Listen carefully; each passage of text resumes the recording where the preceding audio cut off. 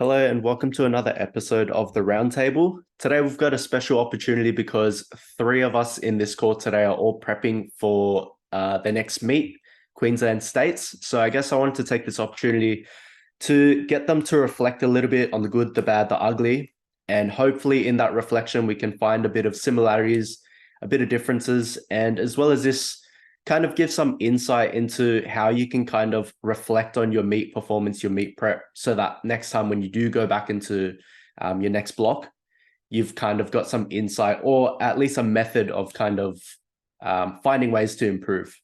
So, first off, let's go with Sam. How has your prep been? And I guess like we'll kick things off with what's a big theme in your prep that you've kind of had to work through? I think the biggest thing probably for this prep, coming off Worlds and working with the new coach, there's very much been like a lot of changes in terms of like my programming and my training structure. And then obviously coming back off the back injury too. So I guess it's kind of, I can break it up into two phases. The first, 8-10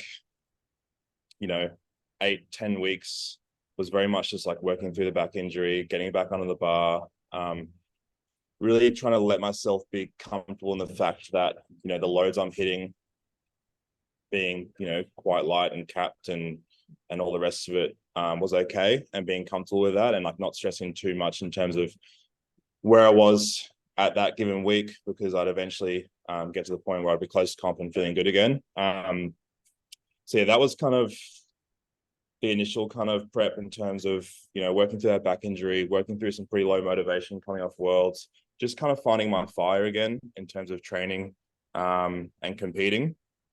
And also like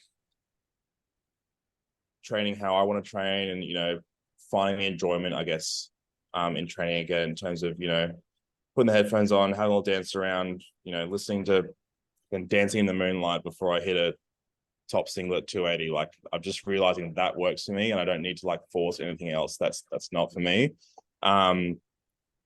Going back to like the initial stages too, in terms of like just trialing new programming with a new coach, it was very much just kind of like having faith in the process too and trusting in the process. Like, I was grinding out I went to deadlift first. So for example, for my deadlift, going to deadlifting twice a week, the first like 10, 12 weeks, I was just 260, 265, felt heavy on a secondary day.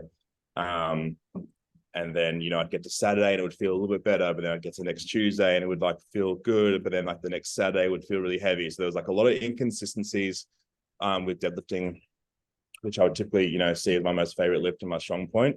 So like having trust in the process with the new kind of training structure was a big part of it too. Flash forward to these last kind of 4, 5, 6 weeks, I just feel like kind of everything's come alight again. I'm feeling back to my strongest. Like I said before, I'm really enjoying training. I'm having fun training. Like I'm hitting the most, the equal load I've hit in training, executing it better. I'm having fun doing it. And I guess that just comes down to a big part is, just getting back to my why and enjoying training again, I guess.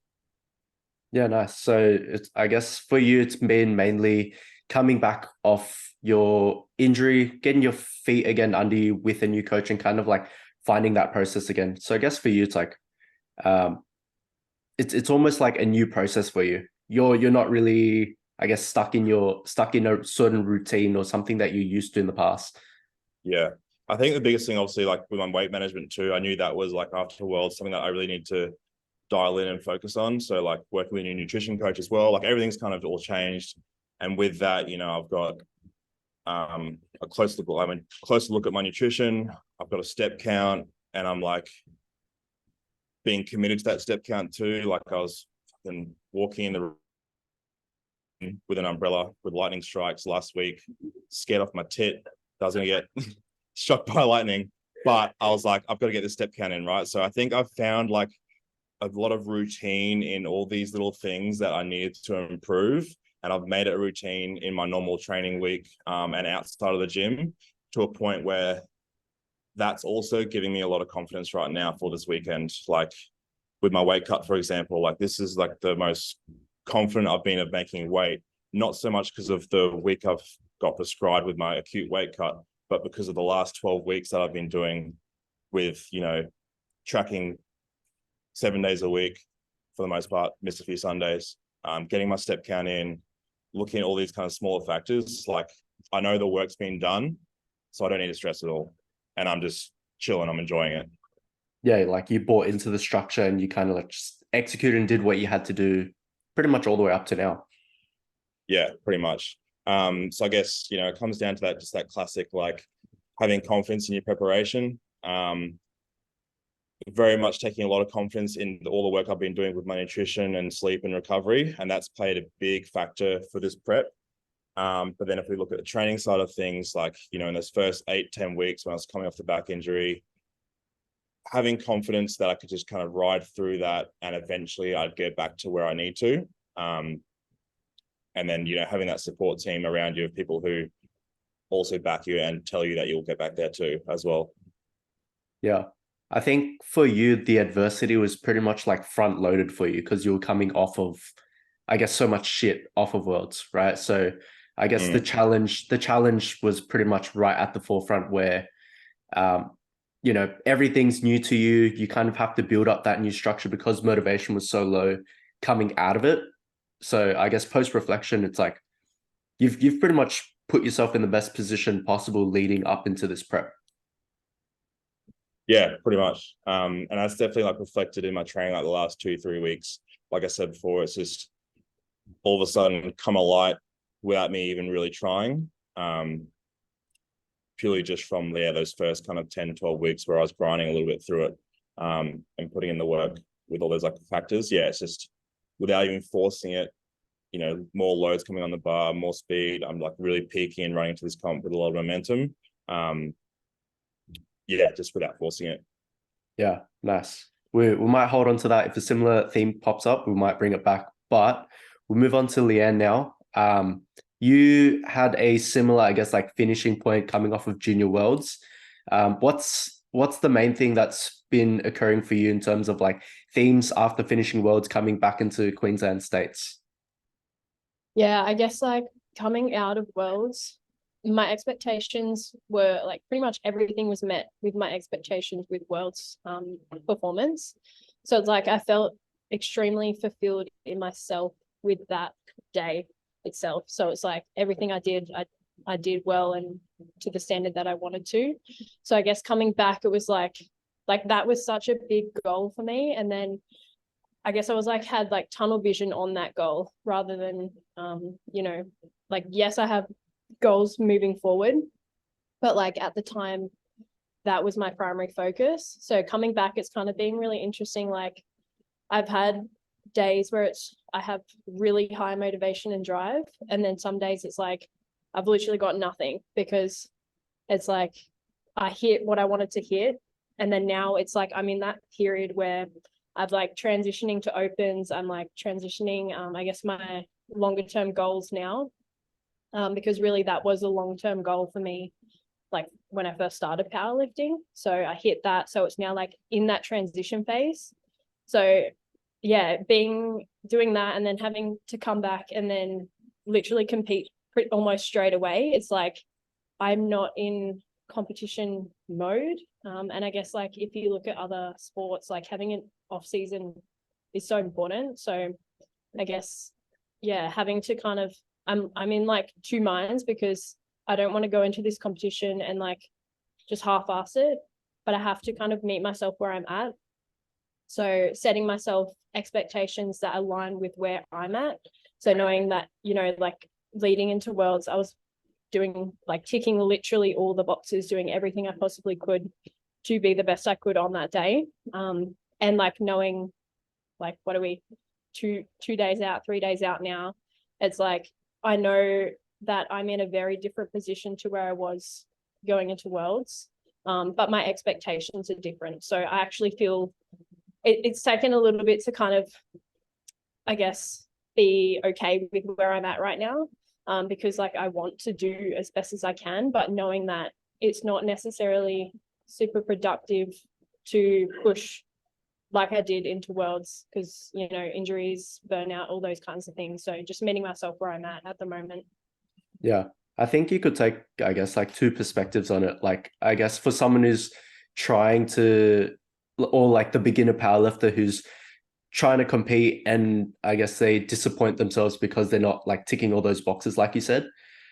Whereas you could also flip the case and kind of like acknowledge where you're at, and like you literally just came off of Worlds. The more context, the better, right? So it's like, I guess it's almost natural to be able to like let the foot off the gas and let yourself go through this transition period and know that eventually it's going to come back anyways, right? Like, especially if it's a long-term thing and you're going to be transitioning. It's not like, what, this is 6-8 weeks after Romania. So it's like, it's definitely a short time in the grand scheme of things, right? So eventually, I think most people who do this sport long term, you're gonna have that kind of like ebb and flow.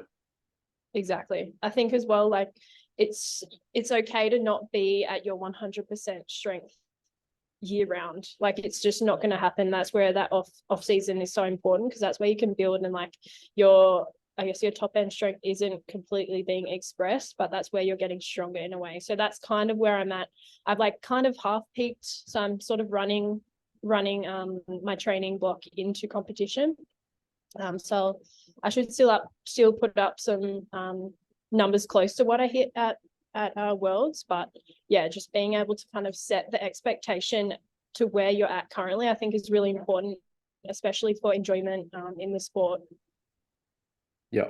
I guess I wanna dig a little bit deeper in terms of like how you got to this space, right? So I'm assuming you would have had like a conversation with Kelly about how you're feeling, things like that. What kind of led you to being okay with not pushing as hard as you did for Worlds? Well, I came back and I was like, yep, I'm ready to go again, because I was kind of still on that high. But then after a few weeks, I'm like, I can't keep pushing how I was, because I'm just going to end up pretty much leaving the sport. So it's like, I need to take that step back and realize what is productive right now and what isn't. So I guess for me right now, what is productive is like getting in decent work. Like I'm hitting, I guess, volume PRs at the moment.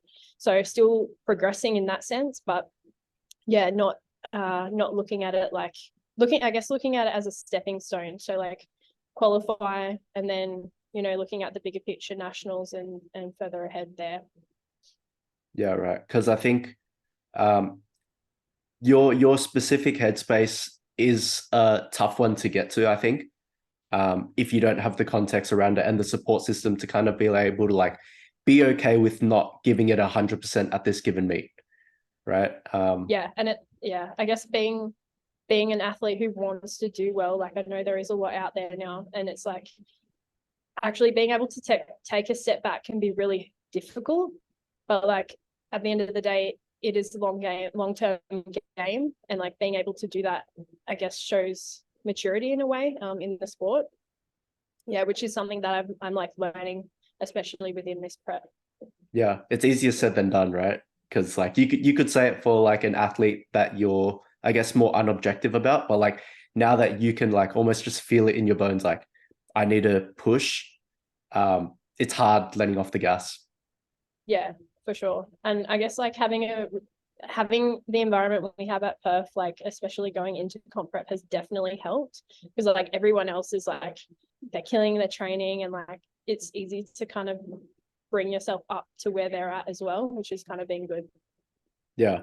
Speaking on that note, Dave isn't actually prepping, so I kind of want to get a little bit of insight into what it's kind of like in that training environment when everyone else around you is prepping, right? So I think you can still reflect on, I guess, like just because you don't have a prep, right? I guess you can still recognize what's happening around you purely out of like an energy perspective, the support. So what's things like training at Perf, knowing that everyone around you is prepping? It's actually really, really good, to be honest. Like, I said this before we started recording, but kind of like part of the ship, part of the crew, rising tide raises all ships, that kind of thing. So I was lucky enough to start my block of training pretty much around the time that everyone started prepping. So I've kind of just been like 1 week behind everyone. So while everyone's tapering, I had like my hardest week of training, which is right now. But it's been really, really nice to see everyone getting around each other, because I think there's probably like majority of the gym is all doing states. So pretty much every single time you walk into the gym, someone's, G'ing up for a big set, a PR, something like that. And everyone's getting behind each other. And I think that sort of sense of community and knowing that every time you walk into the gym, there's going to be people that are, they have your back there, they're rooting for you. It's like a really, really nice thing to have with training. And I felt that too, even though I'm not prepping, and everyone knows that I'm not prepping for competition. It's been the same thing of like, like people getting behind me and, helping me out when I go RP10 on squats and stuff like that. So from that perspective, it's been really, really nice of, even if you're not prepping, everyone's still lifting each other up. And the progression side of things as well is also definitely big. I think it's pretty underrated to sort of talk about how your environment can change your training, but I've seen people push probably to where they wouldn't push before, just because they've had the support of heaps of people around them, telling them and giving them the confidence that, there is more there, or that like, they are doing well, even if they might not think it themselves. So it's been really nice to see, like, both physically in terms of PRs, but then also the confidence that people are gaining from people just, supporting them has been pretty sick. Yeah. And I guess for you, because you're not prepping, do you feel like there's anything, because I guess like you can kind of take a more unemotional approach. You're not kind of like in the thick of it, as you say, but like what's something that you've kind of seen that it's like, I guess collectively people can kind of improve on then?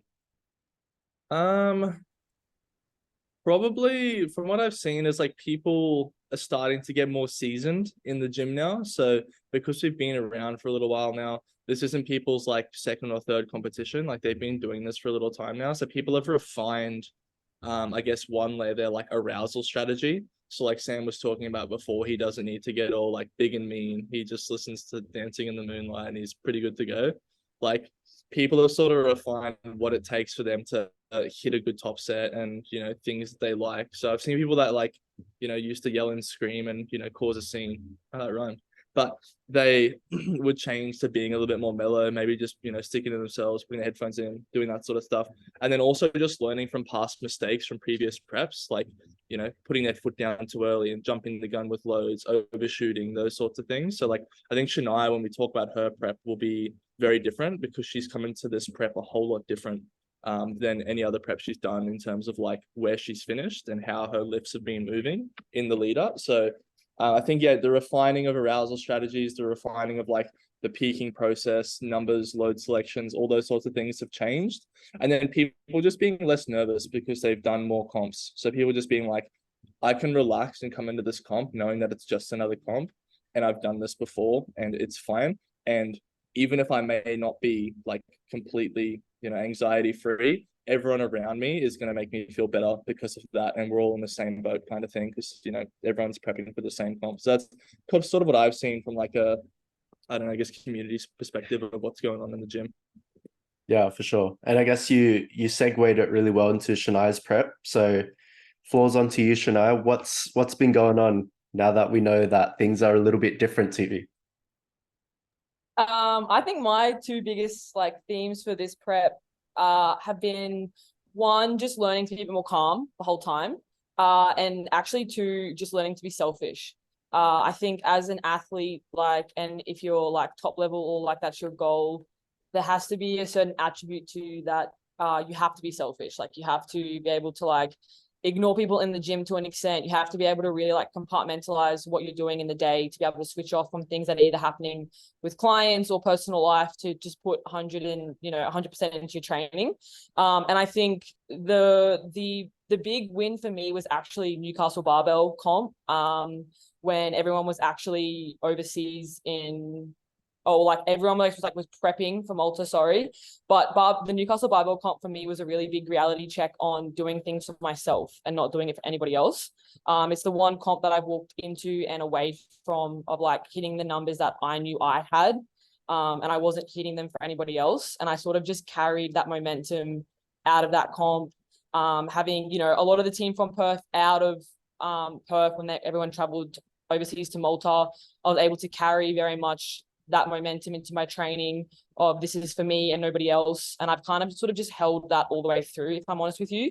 And I think every sort of number I go to take on the bar is because I know I have it and it's what I want. It's not because somebody else has hit it or somebody else has put the number in my head, or it's like conversations I've had with anybody else. It's very much just turned into like, this prep is for me. Like, I'm powerlifting for myself.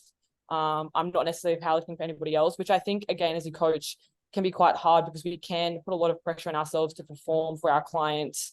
You know, like we want to show up for everybody else. We want to perform for them. We want to be able to, like, you know, post on social media and like say the successes we've had. So I think that's been a really big highlight to me.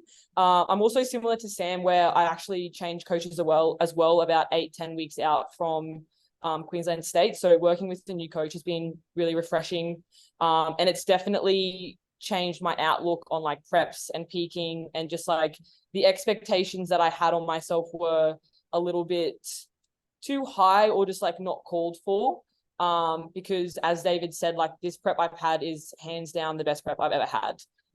You know, like the numbers that I've loaded on the bar for like singles or reps or however the program's been laid out, there's been kind of no doubt in my mind that, am I going to hit this or am I not going to hit this? I've pretty much been able to walk up to them like full confidence that I'm going to execute it how I need to, and that the strength is there. So that would be like the big difference for me. Yeah, like staying selfish. I think like in the gym, as David said, like arousal levels for me, like I've really just dialed into what works. I just stick to that. Like, it's kind of just headphones in, staying really calm. I'm not really getting like over aroused and then like freaking out as soon as I get under the bar. So I'm able to kind of just carry that all the way through for like top sets, as I said, reps.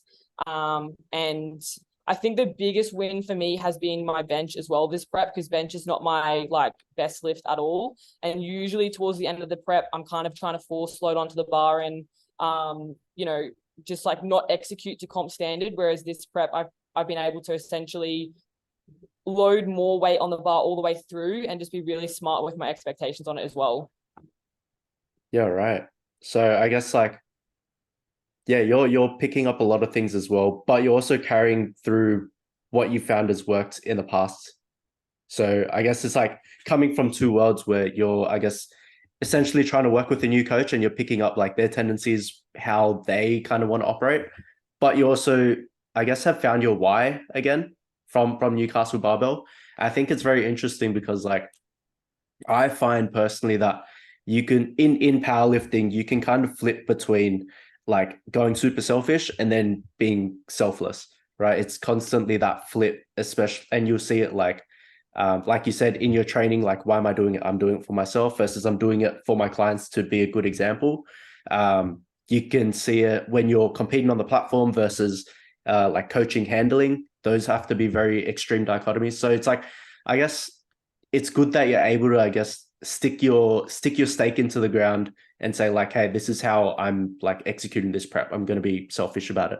And I guess like if you can carry that all the way through, you're not going to change anything by the time you get to the platform. It's just like, do the same thing again, right? Because I imagine if you're going like selfless, and then you get to the platform and it's like, you kind of have that mindset switch. And like, I guess all the thoughts surrounding why you're doing it could change. That could even throw things off.